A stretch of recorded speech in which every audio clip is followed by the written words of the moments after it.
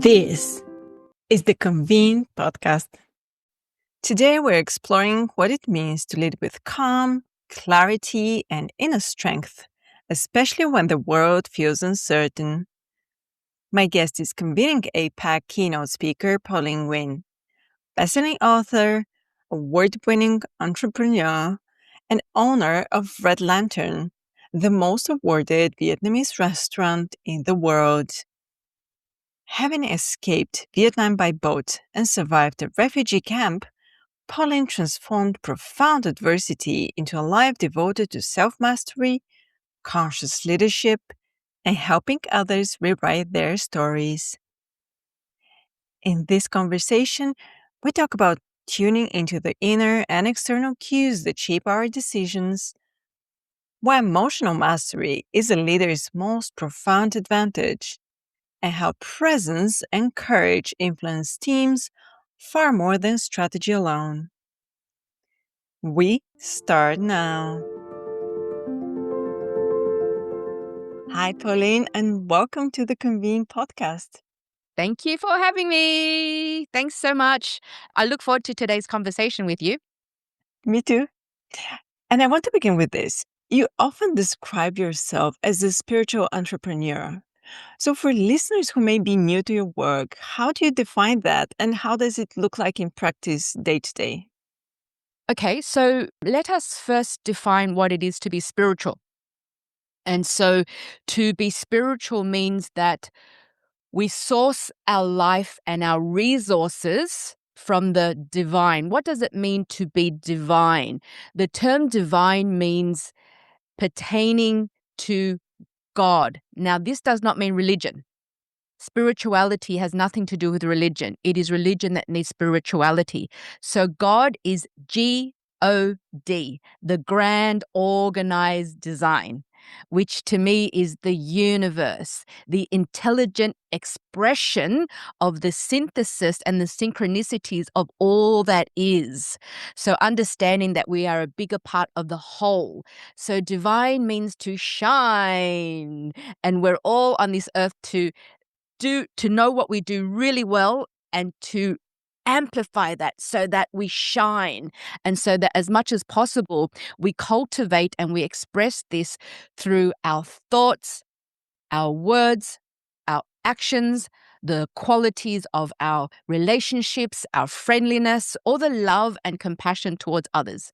And so that's what it means to be spiritual. We incorporate our hearts, our minds, our soul, our spirit, and we take all of that and apply it to the work that we do, to our businesses, to our relationships. So to be spiritual is to live your life in spirit and inspired, and bringing that inspiration into our work. The most fulfilled people I've ever met are the ones who live their lives in spirit and inspired. And so when we are spiritual, we are opening our minds and our hearts to this greater wisdom, to this greater universal truth. And there's a whole lot of appreciation and gratitude and seeing things from a higher level of mind. And so people think that spirituality is this thing that you need, it's so far out of reach. But we need to take spirituality out of the clouds and put it back into our bodies where it belongs. And so spirituality is a very natural state of being. And so at its core, the spiritual entrepreneur, the way of the spiritual entrepreneur, is this deep process, this deep journey of self-realization, of self-actualization, and then ultimately self-transcendence, which in and of itself is a deeply spiritual process, is it not? And so it's a massive interrogation, self-inquiry, self-curiosity, getting really aware of yourself and where you're at. And so it's not about being in some higher realm, it's about the true expression of you, the unus of you, the universe of you. And so what then is an entrepreneur?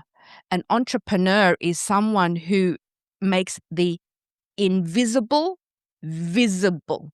And we are the eternal warriors of the world, as in WARRIORS, not WORRYIERS, right? And so we are of the greatest influence, and we have not only the resources but the resourcefulness to make things happen. And so when you combine the two, the spirituality behind the entrepreneurship, and you combine the two, that's when magic happens. And that's what it means to be a spiritual entrepreneur. And so there is depth, there is meaning to everything that we do. And of course, there's a whole lot of play. That's the way of the spiritual entrepreneur. I love it. You just made it seem so close to every one of us, right? Because I think the first intention is to go exactly like you say, out of you when you hear spiritual. I love how you brought it back to the being, to us, to playfulness, to creation. So when everything feels very uncertain, which is pretty much the times we live now, what's the first inner question you ask yourself as a leader? Well, it's the first to understand that the only certainty in this world is uncertainty, yes? And so what do leaders do? If you're leading, what do leaders do? Leaders go first. If you are a leader, not a manager, a leader, you are a visionary. What do visionaries do? They see things differently. What do leaders do? They go first. What do visionaries do? They see things differently. And so when everything feels uncertain, we have to decide that we must lead by example. And so as a leader, it is first to understand that as a leader, we are always being watched. And so we have to lead by example through self-mastery, through self-leadership, which is why as a leader, you have to do the inner work, consistently do the inner work so that you can upgrade your operating system, so that you can show up with dignity, grace, poise, calm courage, fearlessness, unshakability. You have to do the inner work to consistently build your internal empire, to fortify your inner core. This is what self-mastery and self-leadership is all about. Because when the shit hits the fan, not only is the leader responsible, we have to be responsible. And so the leader, as a leader, it's our job to remain cool and calm under pressure. That's our job, yes? As a leader, to not freak out or play victim or complain about our perceived problems. So as a leader, in times of uncertainty or chaos, when the shit hits the fan, it's our responsibility to extract as much positive value, and then for ourselves and our team and the organization, extract as much value and then make as many empowering meanings as possible from any challenge that comes our way. And so how do we do that? We do that by keeping strong the gatekeepers of our hearts and our minds. This is what sovereignty and agency is all about, because it is our internal ecology that will directly reflect and directly project up on our external kingdom, our lives, our businesses, our team members, our families. And so I'm of the belief that people don't have business problems. They have personal problems that reflect in their business.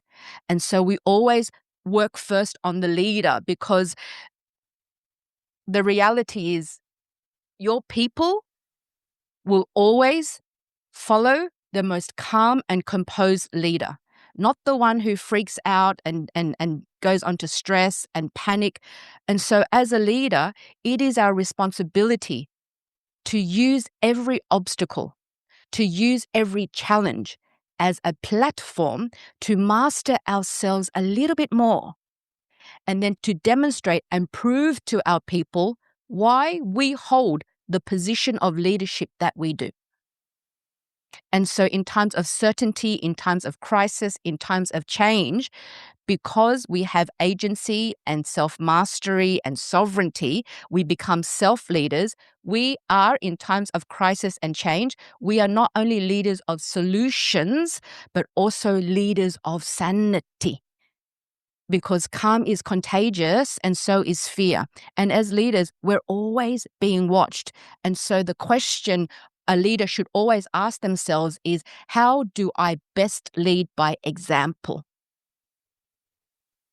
I hope our audience hears this, because especially when you're in the middle of an event and something goes wrong, and there are always things that go wrong, remaining calm is really the best resource you have.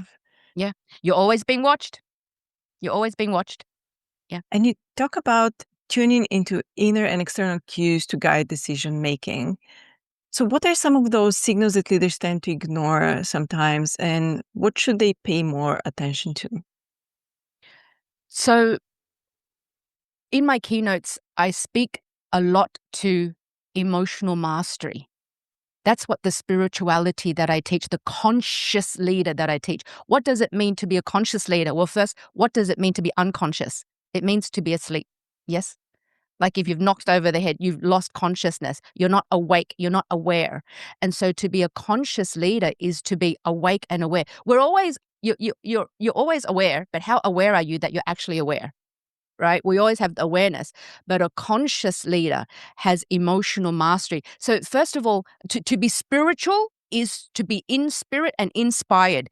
In order to remain in spirit and inspired, you have to have emotional mastery. I think it's important now to break it down, because it needs to be direct experience. It needs to be directly lived, right? So let's make some distinctions. A lot of people speak to emotional intelligence, but let me give the distinctions. Emotional intelligence is not emotional mastery. So what are the steps to emotional mastery? So first step is to become emotionally literate. You have to expand your emotional vocabulary. I do a whole lot of coaching, teaching as well. Most people have a handful of emotions and feelings. That's all they know. And so the more emotional literacy we have, therefore, the more accurately we can describe the current state, our current emotions, or whatever situation, whatever stressful predicament we find ourselves in. And understanding that state precedes your strategy. Your state is how you feel. How do you explain, how do you identify what state you're in? That's the first step. What am I feeling? Frustration, anger, resentment? Am I tired? Am I exhausted? Am I feeling remorse? Am I exasperated? Am I feeling tingly? Am I feeling disturbed, bored, wired? So when we can name the emotion and the feeling and we can identify it, then it has less of a hold over us. So that's the first part, the emotional literacy. And then after emotional literacy, now comes the emotional intelligence. Or, the emotion, let's go back to a bit. The emotional literacy also means that you have words for the positive, right? Identifying how you currently feel so that it has less of a hold on you versus, I don't know how I'm feeling. And then with the emotional literacy, you can then ask, but then what do I need to do to feel the way I want to feel? This is the emotional maturity part. But first of all, do you have the literacy to express how you want to feel?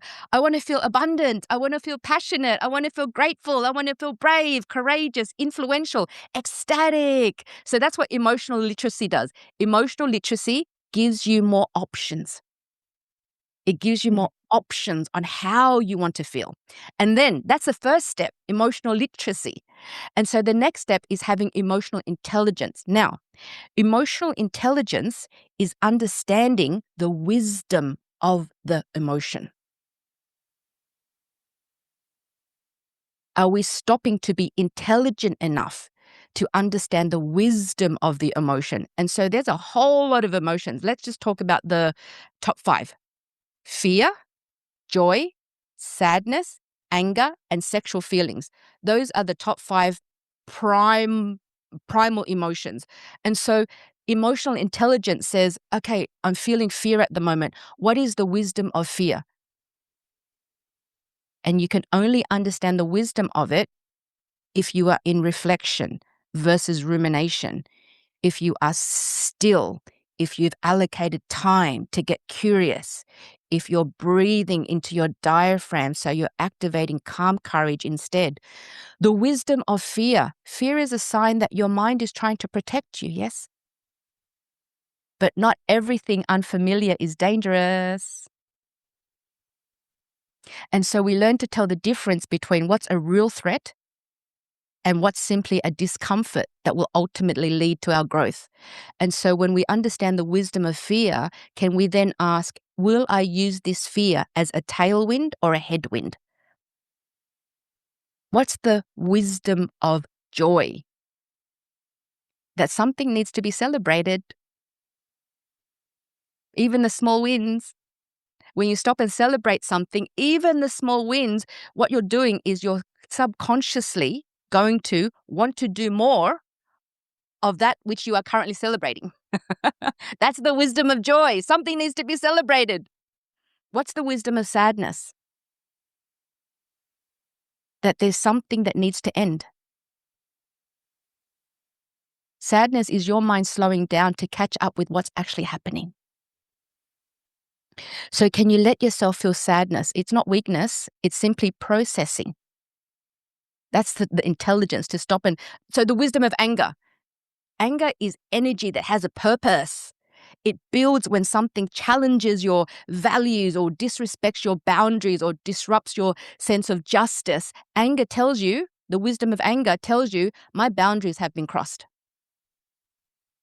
It's time now to hold myself to account of what's going on instead of letting it take over. And so when we understand the wisdom of anger, we can turn it to change. And what is the wisdom of sexual feelings? In the workplace, in leadership, when you have sexual feelings, it's not a sign that you need a booty call. The wisdom of sexual feelings is creative energy. That something needs to be created, something needs to be brought to life. And of course, there's a gazillion other emotions that we can understand the wisdom of. But those are the 5 primary emotions. Emotional intelligence is stopping to understand the wisdom of it. And now, where emotional intelligence becomes emotional maturity is when you have consistently have the behavioral practices of the conscious leader. Conscious leader. The conscious leader is conscious. They show up with dignity, grace, poise. They're not hijacked by the emotions. They have absolute self-sovereignty. What is self-sovereignty? It's the idea that there is no power or authority outside of you required to live your own independent life. You take full responsibility for your actions. And so this is slightly different to having agency. Agency is then becoming proactive and self-directed and very enterprising in your role. And so agency is to just get it done. Sovereignty is the emotional mastery piece. So back to emotional maturity. Emotional maturity is the new paradigm of leadership, which is conscious leadership. The conscious leader says, I commit to feeling my feelings all the way through to completion. When my emotions come, I locate it in my body, and then I move, I breathe, I vocalize so that they release all the way through. Do you know how long it takes to process an emotion? How long? Scientifically proven.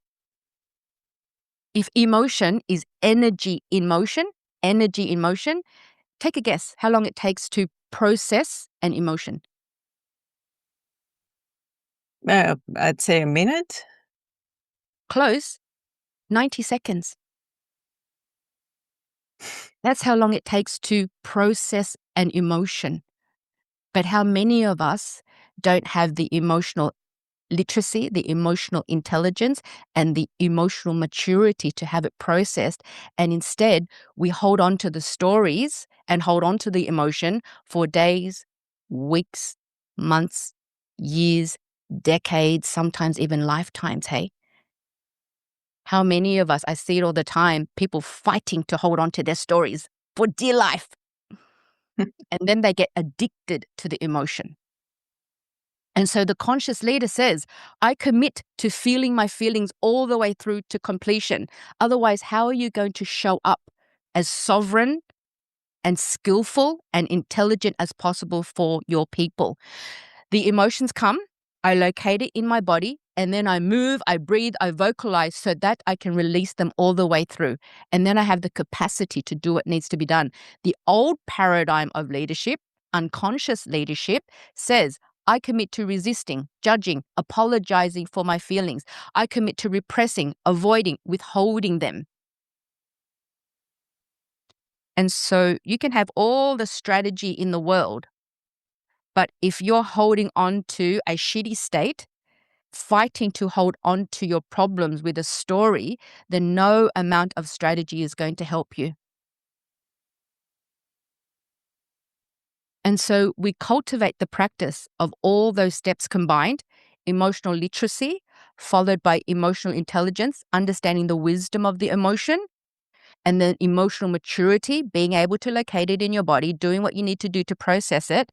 When you understand all those practices and can do it in an instant, that becomes emotional mastery. And so that's what it means to be able to tune into your inner and external cues to guide your decision making. Can you give us an example? How do you personally navigate when, there's tension? Like a real example from your day-to-day. How would it look like? From my data, well, let's talk about working in the restaurant, right? We are in the hospitality business. It is our job to be hospitable.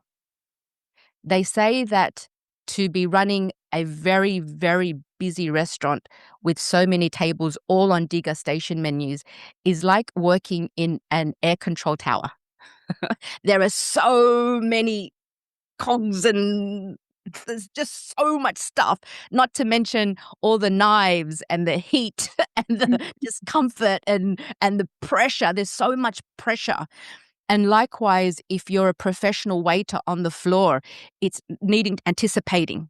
I know that a whole lot of event managers, all type A personalities. That's what fuels us, right?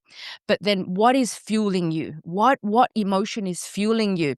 And so many times when there's high pressure, we are always being watched.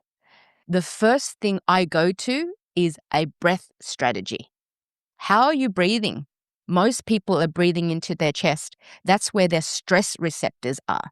Can you cultivate the practice of consistently belly breathing? That's where your calm receptors are. If you practice speaking slowly, you have more agency over yourself, more sovereignty over yourself. You're going to stress other people less. They think you're calm, and so because you're showing calmness because you're practiced, and then your staff remain calm as well. And so in amongst all the chaos and all the confusion, my sovereignty comes first. If I can feel, oh, what's that, Pauline? It's bubbling up in times of stress. Okay, I have the capacity to compartmentalize that, and then I will look at the situation later, but I know that I need to breathe and have this process through my body, move through my body. Otherwise, I won't be able to do what needs to be done. That's the self-mastery piece. I'm not shutting my eyes and ears to the vicissitudes of life or pretending that there's no reality, that's not part of reality. The reality is it's a stressful situation. Shit has hit the fan. But how am I going to show up? I think we need to stop also here for a second. And what you said about practice, you're practiced. It's something we all can learn, but it needs practice. It doesn't just happen. And I feel sometimes people just assume people are like that. And they say, this person is just like that. Oftentimes, this person has just practiced. It's been there, connected to their breath, like you said, and just being very conscious in how they respond in a situation. So it's something everyone can learn. So don't despair. That's the mastery piece. Yeah. Someone doesn't show up as a professional tennis player just because they've put in the practice. You're not a Yeah. champion swimmer unless you put in the practice. That's why it's called self-mastery, because you've mastered it. Why? Because it's a cultivation of a practice. But here's the thing though, most people don't want to do the work. You have to put in the work. Otherwise, you don't get the pay. Yeah. And I think the Olympics just wrapped up, and many times you hear that from professional athletes who win big prizes and medals. It's not those that are most talented that win. It's those that put the most practice. Yeah. Right. Yeah. It comes in all facets of life. A little while ago, I gave a big keynote in Dubai. I spoke in front of 4,000 people. I made the mistake of checking my phone before I went on stage. I was communicating with some people in another country on other business. And I made the mistake of checking my phone, and I got news that one of my friends had passed away. But it is my duty, because I'm practiced. I have the capacity to understand what needs to be done. I will process it. I will deal with it later. But I know that I'm able to process the wisdom of my sadness. And I got on stage and delivered a rocking keynote, because that's my duty. But also, I am practiced. And that's what capacity is. Capacity is the maximum amount someone or something can hold without crumbling. That's the mastery piece. It's beautiful. If you thought of an event, the way you think of your restaurant, the Red Lantern, as an energetic and emotional experience, not just a product, what questions would you want event organizers to ask themselves before they design or host anything? So I've created or curated and managed so many events in my lifetime as well, at the restaurant. And then, of course, we take Red Lantern to other places and we create those events, as well as being a part of a whole lot of events. And so from my lens, one of the first questions I would always ask is, how do I want them to feel? Even as a keynote speaker, that's an important question I ask my clients in the briefing. How do you want your audience to feel? Not only after my keynote, but overall experience. And then, how do you want to feel, dear client? What do you want them to walk away with? What would you like to walk away with? And so even like writing a book, it's not about me, it's about the customer. It's about the audience. It's about the reader first. So those are some of the questions. What do I want them to feel?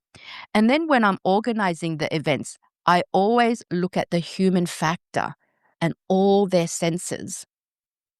I'm sensorial. That's what happens when you go to a restaurant. You want to eat, you want to experience the vibe, you want to feel good. You're going there with your friends and your family. And so I think this is also very helpful when you're organizing events. How am I going to tantalize their senses? And how am I going to tantalize them mentally? Is there intellectual stimulation? Is there emotional influence with the speakers, with the MC? What about their physical comfort? Is it too hot? Is it too cold? Are the seats too uncomfortable? What does a place smell like? One of the unfortunate things to me is I'm a clairaudience. I'm very sensitive to smells. And especially in the last 10 years or so, most of the hotel foyers and event spaces, they pump out this terrible, like, neurotoxic smell, this ubiquitous smell that you can smell everywhere. And it's like an air freshener. It actually gives me a headache. And I know that I'm not the only one. It's so piercing. It's the same smell you smell when you jump into Ubers and they've got that dangly air freshener thing. So the physical comfort is really important. And so what's the sound system like? What's the quiet music in the background like? And then, of course, taste. Taste is so important. What's the point of having an amazing keynote speaker when you've got shitty food? terrible coffee, cheap things that I need to ingest that's just all sugar. So I always bring my own food. I always bring just fresh cut vegetables, chopped up vegetables. It's actually not hard. People are like, why are you so organized? I'm like, it's actually not hard. You just pull out the vegetables, give them a bit of a wash, chop them up, and put them in a box. Right? And so what's the warm welcome like from the staff? What's the greeting like? What's the goodbye like? What's the look and feel of your pens, of the paper, of the book? What's your brand story as the event organizer? Are you best representing the brand of the organization or the event that's holding it? And so to understand also that for us, Red Lantern, the most awarded Vietnamese restaurant in the world, we were 25 years in service. The customer experience starts well before they even enter our restaurant doors. What's the website like? What's your social media? What do you make them feel? How are your staff answering the phone? Is the booking experience super easy or is it just so difficult? And so the customer experience starts well before they enter our restaurant doors, and the customer experience continues well after they've left our restaurant doors. What's the follow-up? What's the continued relationship? Are you delivering on your brand promise? Are you delivering on your brand bet? So those are some of the questions that I have front of mind when I'm organizing an event. I think we need to stop as event planners to have people bring their own food at events. I hope there are more events out there that satisfy the It's basic not needs. hard. It's not hard. Just give me Exactly. healthy stuff that Exactly. is fresh and flavoursome. Exactly. Don't feed the sugar monster. Just feed the brain and Yeah. the feel-good feeling, right? I was wondering, because when you describe a restaurant feeling, I feel restaurants do much better job into balancing how a person would feel on the Yeah. table while dining. But do you find events overstimulating? Is there anything in, like you said, there's a smell in the lobby in some hotels, but are events becoming lately so overstimulating to people? I can't answer for other people. For me, the answer is no. Apart Okay. from smell and terrible food. But I can't answer for other people. But every event is different as well, right? Every culture is different. Personally, for me, I don't find events overstimulating. Sometimes it's more dull than overstimulating. Okay, that's interesting. That's a good point. What was one belief you had to unlearn to become the leader you are today? What's one belief that I had to unlearn? You know, when I was a more amateur human being and I came into the leadership space, we're talking 25, 30 years ago, it was very mind-centric. Mindset, mindset, mindset, mindset, mindset. And so I was a very unconscious leader. I was in my head, worrying about what people think, worrying about, am I doing it properly? And I think that's a very pertinent thought to have. You don't want to have people think that it's a terrible event or you're a terrible leader, but it's not to be so mind-centric. Our minds play tricks on us. I believe that I can validate and believe my emotions, but I don't believe my thoughts. The new leader is the heart-led leader. Our hearts will be the barometer for our future. And when I say heart, I don't mean love and light and softly, softly. The French word for heart is le cœur, courage, courage. To be the courageous leader, the calm courage leader, compassionate leader, the one that can do empathy and compassion, self-compassion. And so that was one belief that I had when I first was starting my leadership journey, that everything was of the mind. I know better now. It must be mindset, yes, that's important, but also heart set. How much do you love? How easily will you forgive? How kind will you be? How flexible will you be? And then, of course, health set. Without your health, there can be no wealth. Put healthy food on the buffet. Do you practice stillness? Are you kind to your body? Do you do movement? Do you do rest? Rest is a weapon. And then, of course, the most important of all, soul set of the spirit. What do I need to do to feel the way I want to feel so that I remain in spirit and inspired? So it's not just mindset. It's mindset, heart set, health set, soul set. All areas must be encompassed. No area can be ignored. And so to be so mind-centric is why so many people suffer. Stay in your head, you're dead. If you could speak directly to the event organizer who is listening, probably on their commute, feeling very exhausted, under pressure, what is the one message you most want them to take away from how they lead themselves and others into times of change? Well, then to be asking, hey, why am I exhausted? Why am I under pressure? Of course, it comes part and parcel with being in a job and being in business, but there's extremes, right? When you have the capacity, which is the maximum amount that somebody or something can hold without crumbling. And then you realize this is what I need to put up with in order to do what I need to do to do my job. But is it so extreme that it's burnout? Is it so extreme that you're actually getting diseased and diseased? And so that's the distinction. Is it part and parcel, par for the course of your job, or has it become so extreme that you're making yourself sick? And so one thing I teach my students and my clients is to understand that rest is a weapon. Rest is not just a nice to have, a should have, could have. It is a weapon. Can you integrate times of rest without the guilt? When we rest, when we practice stillness, when we practice breath work, it's not so that we call upon those things in the moment. It's so that when we need our agency and our sovereignty, it's always there. It's always there. And that comes with practice. And so I like to also teach that self-mastery is about becoming the alchemist.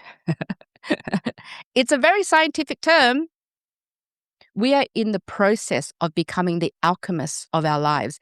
How much alchemy do you practice and have influence over yourself? And so with alchemy, we become co-creators instead of victims. So what is alchemy?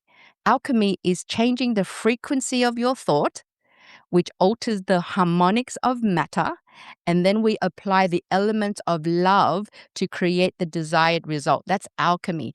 And so what chemicals do I want surging through my body? That's the alchemical question, right? To become the alchemist. What chemicals do I want to surge through my body in times of exhaustion, in times of feeling under pressure?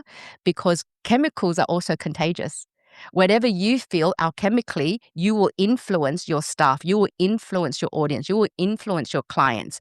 And so changing the chemicals that surge through your body so that you're not hijacked by the chemicals you don't want.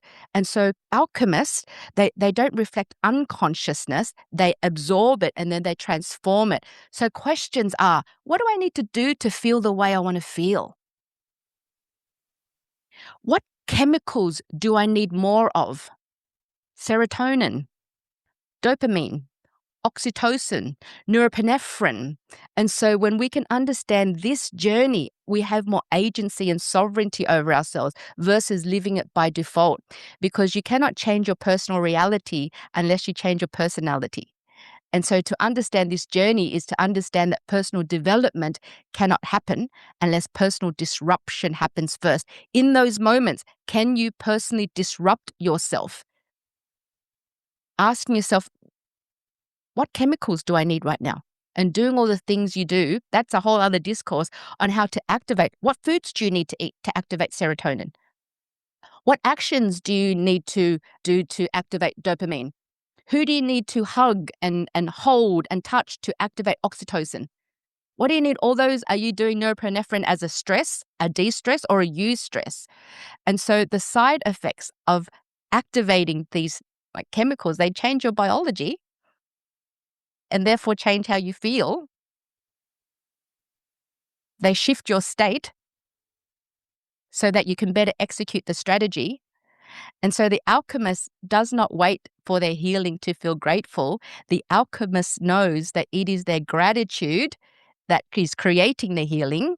The alchemist is not waiting for their success to feel empowered. The alchemist knows that their feeling empowered walks them further towards their success.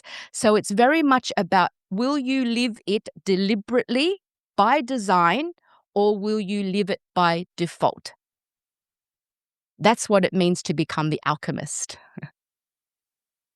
Pauline, where can listeners go to learn more about your work, your books, or to continue the conversation with you? What's next for you also?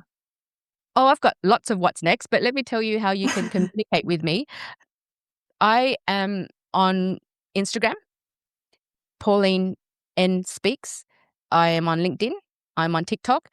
But you'll find all the different things that I do, my programs, my keynote speakership, my coaching on my website, pauline-nguyen.com. Feel free to connect with me there. And I'll put the link in the show notes so people can quickly get in there. And what's next? You want to share? Oh, what's next? Okay, I'm writing a new book. It's the year of the Exciting. fire horse. It's time for precise, bold action. I am opening the gates to my next intake for my transformational program called Numinous in July, Transformational Growth Strategies for the Spiritual Entrepreneur. I'm opening keynote speaker at Pcma in Singapore. I'm really looking forward to that. And I'm also planning my next retreat for my clients, students, followers, and it's going to be in Vietnam in November. While I'm already in Asia, in Singapore for the PCMA conference, I'm also going to be doing reconnaissance with venues and eateries and all that, so it's going to be fun. My daughter turned 21, and so that little Vietnam trip will be her birthday, so we can spend that time together. Oh, that's beautiful. Pauline, before I thank you, was there anything that we didn't mention we definitely should before we wrap up? I'd love to encourage everyone that we are here on this earth, in this existence, to do three things. One, to evolve, to consistently do the inner work so that we can grow and become the best versions of ourselves, the best leaders we can be. You know, the credo at Red Lantern was to uplift the human spirit through the alchemy of flavor, hospitality, and heart. I don't know any other restaurant that has that credo. And so the first is to evolve. The second is to push our humanity forward. What are we doing in our lives to contribute to our species, to our humanity? Are we opening our hearts to feel such gratitude for this human existence? And the third part, which everyone forgets, is to do it with joy. To evolve, to push humanity forward, and to do it with joy. And so my encouragement would be, don't forget the joy part. Yes, of course. I think sometimes we say don't forget to have fun, but I think it's much more important to have joy, not fun. Yeah. Joy, fun oftentimes is a false excitement. Joy is very grounding. Joy is being able to almost cry at the beautiful blooming of a flower, or how gorgeous it is to feel the wind caressing your cheeks. Joy is looking at my very old French bulldog Archie and saying, geez, you're handsome, but geez, you need braces. That's joy. That's joy. Thank you so much for your time and energy and wisdom that you brought to this episode. And I hope people really hear you, not listen to the conversation, but really, really hear your message. So thank you so much. Magdalena, the joy was mine. Thank you. Remember to subscribe to the Convene Podcast on your favorite listening platform to stay updated with our latest episodes. For further industry insights from the Convene team, head over to pcma.org/convene. My name is Maggie. Stay inspired, keep inspiring, and until next time.